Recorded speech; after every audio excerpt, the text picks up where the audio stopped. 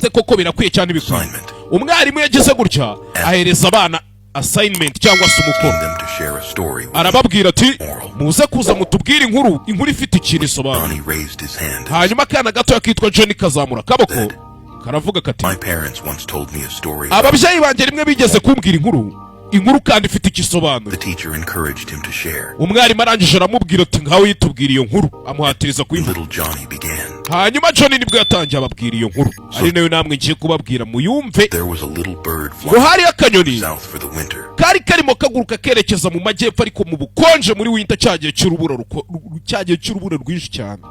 It was so cold that the bird froze and fell to hari hakonje cyane. Ako kanyoni uko kakagurutse muri ubwo bukonje nako kagira gutya karakonja. Ground in a large field. Karangije kitura hasi ahantu hameze nkaho harambuye ahantu mu kibaya ukuntu tu, ariko hakonje mu rubura. Mu gihe kari karyamye aho ngaho imbeho yagakubise ubukonje bukamere nabi kenda gupfa kicishwe n'ubukonje. A cow came by and pooped right on top of him. Inka yaraje ica aho ngaho irangije ita amase hejuru y'ako kanyoni gatoya. As the frozen bird lay there in the kakanyoni kari kakonje cyane kari karyamye aho mu rubura. Cow poop. Yanga imaze kugataho amase, he began to realize how warm and cozy katangiye kumva ubushyuhe bw'ayo mase inka yari igatayeho. Noneho kumva gatangiye gushyuha nyine tu mu mubiri, ubushyuhe butangira kugaruka. Gatangira kumva ya mase inka igatayeho ari nyine tu atuma kumva kameze neza, gatangiye kumera neza nanone. Kavuye mu bukonje karimo karashyuha. He laid there all happy. Kagumye aho ngaho gatangira kwishima, kishimye pe. And then soon began to sing from joy. Mukanya gato ntibwatinze kakanyoni gatangira kuririmba kubera ibyishimo. Umve ako kanya kakiri kuririmba ngo karacyari muri amase. Injangwe yari iri gutambuka, kandi injangwe murabizi ni inyamaswa y'impigi. Yumvishe kakanyoni kari kuririmba, itangira kwikatisha igenda irimo inekaneka ngo yumve uko bimeze. Ntibwatinze ya njangwe ibona ko kanyoni kari muri ya mase ya yanka yari yagatayeho. Ya njangwe ihita isimbuka ifata kakanyoni karya ari kazima, irakarya kamera. Hanyuma mwarimu no gutungurwa kwinshi, mwibuke iyo ni inkuru Johnny yari ari kutuganirira. Aravuga ati mana yanjye,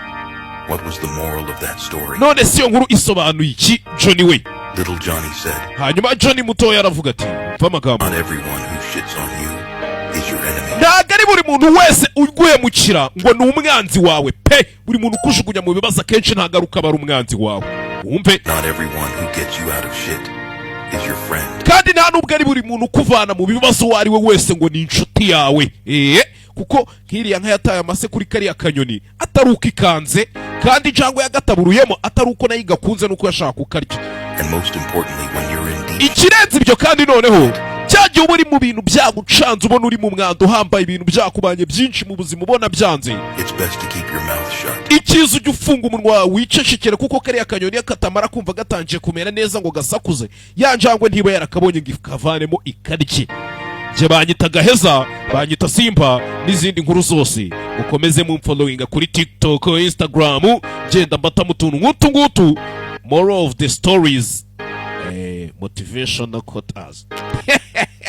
Turajya tubatamo gake.